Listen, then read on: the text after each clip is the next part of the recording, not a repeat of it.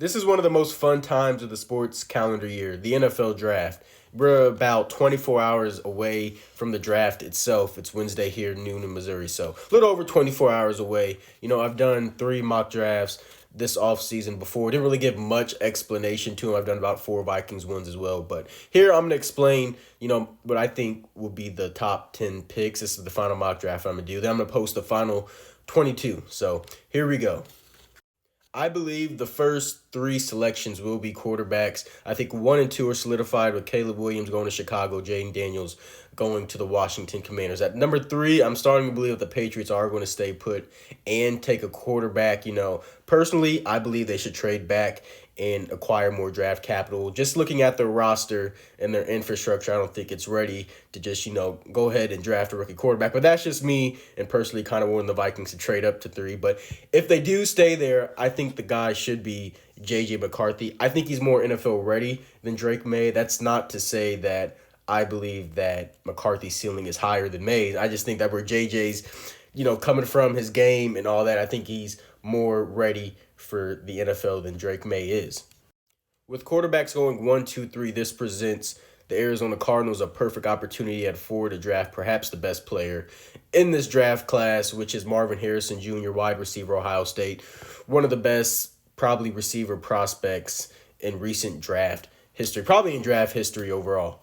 Behind the Cardinals at number five, I'm projecting a trade projection. Yes, the Vikings sending picks 11 and 23, maybe a third or fourth next year to Los Angeles for pick number five to select Drake May. I believe that this is a guy that Kevin O'Connell wants. I'm a huge J.J. McCarthy and Drake May fan, just going back and watching their throws from an armchair GM's point of view. But I believe that this is the guy that the Vikings really want, and they're going to do whatever they can to trade up and select him. And if they can get him at number five, then that is great. At number six, I don't think the Giants necessarily want to get a quarterback. I'm kind of calling their bluff there. I do believe that, they want one of those top receivers to fall to them at number six, and in this case, that is Malik Neighbors of Louisiana State.